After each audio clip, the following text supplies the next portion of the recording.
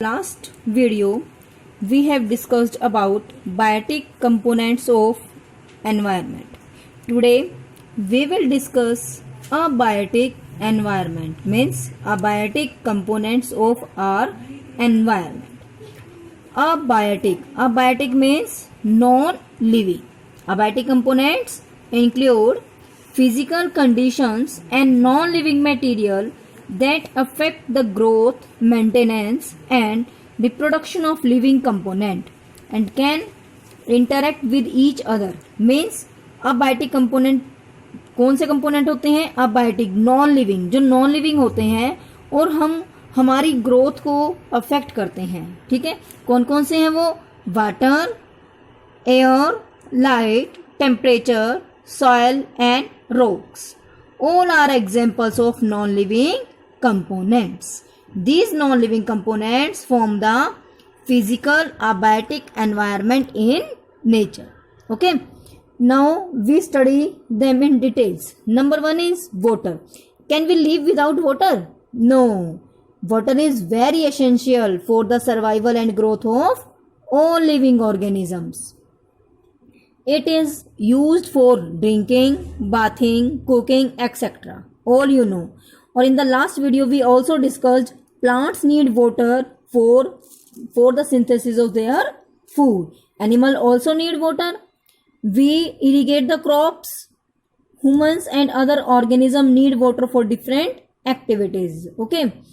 Try to think and list the various activity. अब देखो हमारे जो जीवन है वो पानी से ही शुरू होता है. ठीक है, चाहे वो एनिमल्स हैं, प्लांट्स हैं या फिर ह्यूमंस हैं, सबको क्या है? पानी की नीड होती है. नेक्स्ट हमारा टॉपिक है रेन वाटर हार्वेस्टिंग. क्या मतलब है? बारिश का जो पानी होता है हम उसको कैसे सुरक्षित रख सकते हैं, कैसे उसका हार्वेस्टिंग कर सकते हैं. रेन वाटर हार्वेस्टिंग समझ आ गया? It is a way to collect rain water when it rains. Means जब बारिश होती है तो जब हम बारिश के पानी को इकट्ठा कर लेते हैं, that is called rain water harvesting. Rain water can be stored above the ground और अंडरग्राउंड. मीन्स रेन वाटर को हम ग्राउंड के ऊपर भी कलेक्ट कर सकते हैं और नीचे एक पिट बनाकर, एक खड्डा खोदकर अंडरग्राउंड भी उसको कलेक्ट कर सकते हैं. They happen naturally in open rural areas. However, in congested metropolitan cities, we need to create a method to capture the rain water. तो क्या है, जो मेट्रोपॉलिटन सिटीज हैं वहां पर जब हमारे हाउस की कंस्ट्रक्शन होती है तभी बना दिया जाता है एक मेथड रेन वाटर हार्वेस्टिंग का. Roof top rain water harvesting is one of such method. ये आपको देखो पिक्चर में नजर आ रहा है. ये क्या है? छोटी छोटी ट्यूब्स बना दी गई हैं, पाइप्स बनाई हुई हैं जहां पर ये बारिश का पानी इकट्ठा होता है और फिर इसको पाइप के थ्रू ही यहाँ पर अंडरग्राउंड देखो इकट्ठा कर दिया जाता है और बाद में स्टोरेज टैंक में से क्या है? पानी को निकाला जाता है और इसको अपनी डेली एक्टिविटीज में यूज कर लिया जाता है. जब हम इस पानी का यूज कर लेंगे तो जो हमारा फ्रेश वाटर है वो क्या हो गया? सेव हो गया. तो इसीलिए जो रेन वाटर हार्वेस्टिंग है वो एक बड़ा अच्छा तरीका है हमारे जो फ्रेश वाटर उसको बचाने का. Rain water can be collected at the roof tops. Okay, ये तो हमारा सारा क्या बात होगी है रेन वाटर की. वाटर को हमें क्या है? कलेक्ट करना चाहिए रेन वाटर को और उसको वेस्ट नहीं करना चाहिए. Next component is our air. We know that all living organism need air for their survival. ये हम जानते हैं ना कि जो एयर है, एयर हमें क्या है? हमारे जीने के लिए आधार है, जीने का आधार है. हम कौन सी गैस इनहेल करते हैं? Oxygen. Okay, air is a mixture of several gases, oxygen, nitrogen, carbon dioxide etcetera. जो प्लांट्स और एनिमल्स है दोनों को ही किसकी? ऑक्सीजन की ही नीड होती है ब्रीदिंग के लिए. Plants and animals use oxygen for respiration. और जो प्लांट्स हैं वो क्या करते हैं? कार्बन डाइऑक्साइड को भी कंज्यूम करते हैं. किस लिए? For photosynthesis and gives us oxygen. तो इसी तरह जो ऑक्सीजन है वो दोबारा से हमारे एनवायरमेंट में आ गई और इसी तरह जो प्लांट और एनिमल्स हैं they play an important role in the balancing of oxygen and carbon dioxide level in environment. Okay, next है beside oxygen, nitrogen and carbon dioxide also small amount of other gases, very many bacteria, viruses, dust are also present in air. ठीक है, next हमारा component है light का natural source कौन है? सन. Natural light is provided to us by the sun during the day. Day के time कौन देता है हमें लाइट? सन. और during night it is given by a moon. The moon as you know only reflect the sun's light. Means जो moon है उसकी अपनी लाइट नहीं होती. Moon has no light, it only reflects the light of sun. Hence sun is the ultimate source of natural light. Means last में क्या है, जो सन ही है जो हमें लाइट प्रोवाइड करता है.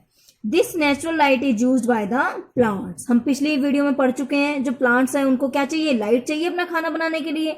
Without light they can not able to prepare their food. So sunlight is ultimate source of energy.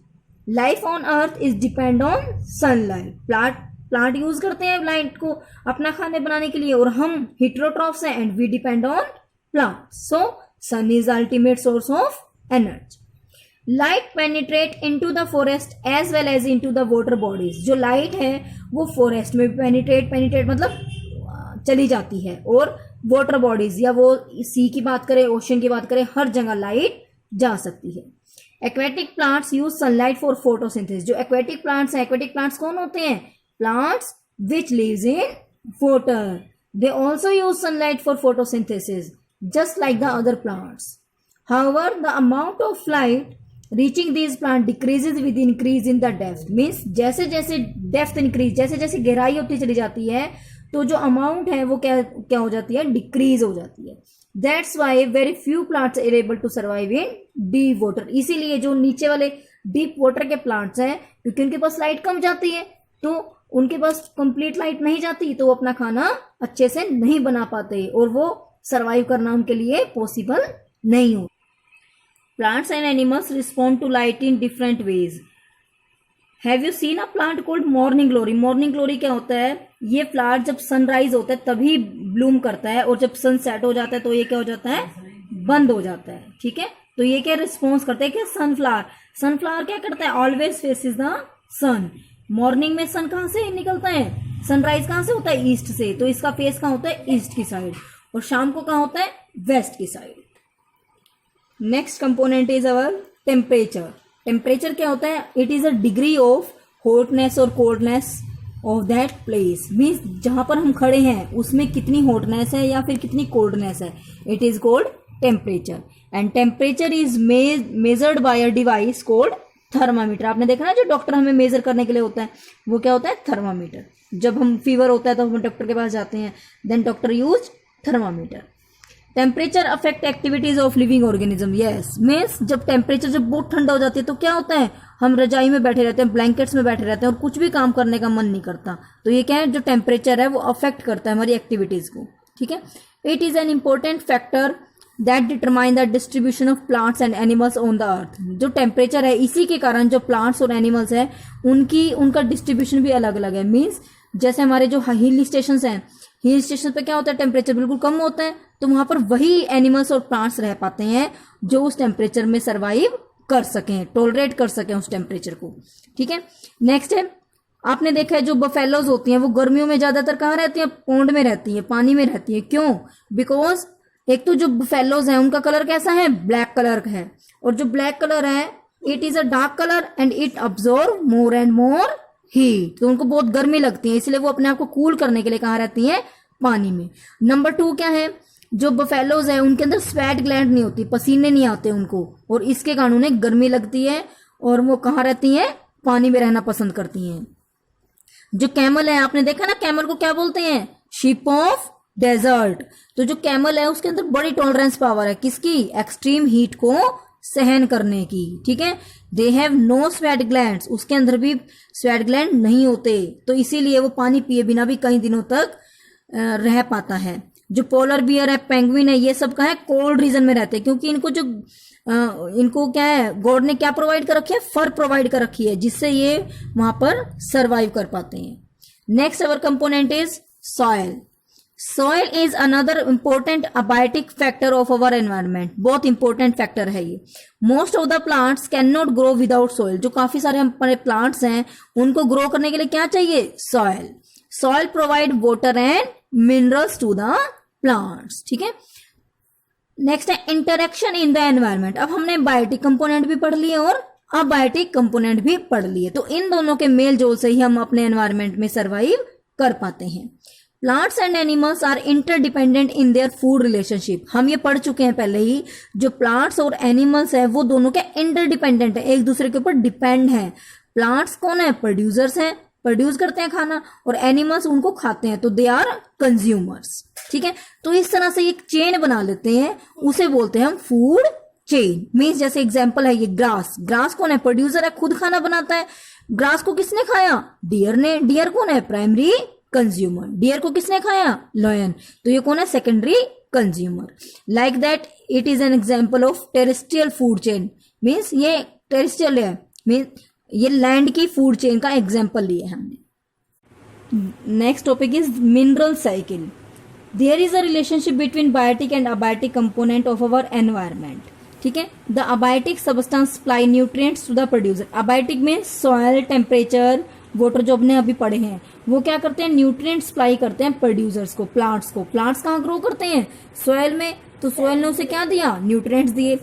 तो ग्रीन प्लांट्स के ऊपर कौन कंज्यूम, किन्होंने खाया उनको? एनिमल्स ने। एनिमल्स क्या हो गए? डेड हो गए, डेड प्लांट्स और एनिमल्स। नेक्स्ट है एनिमल की ड्रॉपिंग। ये सब दोनों कहाँ मिल गए? इनके ऊपर किन्होंने एक्ट किया? डिकम्पोजर्स ने। और डिकम्पोजर्स ने इनको किसमें चेंज कर दिया? मिनरल्स में। और दोबारा से मिनरल कहाँ चले गए? सॉइल में। It is called mineral cycle. ठीक है, this is called mineral cycle. ठीक है, जो मिनरल्स हमारे सोयल से किसने लिए थे? प्लांट्स ने। वो वापस कहाँ चले गए? सोयल में ही।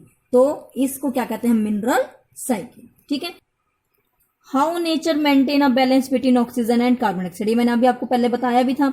जो ऑक्सीजन है वो एनवायरमेंट में प्रेजेंट है, तो ऑक्सीजन हमने रिस्पायर की, रेस्पिरेशन में ले ली, और रेस्पिरेशन के बाद हमने कौन सी गैस दी? Carbon dioxide. कार्बन डाइऑक्साइड को किसने कंज्यूम किया? फोटोसिंथेसिस में कौन किसने ले लिया? प्लांट्स ने। प्लांट्स ने वापस हमें क्या दे दी? ऑक्सीजन। दस ऑक्सीजन और carbon dioxide both are maintained in environment. Thus our living and non-living components keep interacting with each other. This makes our environment a dynamic system. Means इससे जो हमारा environment है वो अच्छे से सिस्टमेटिक चलता है।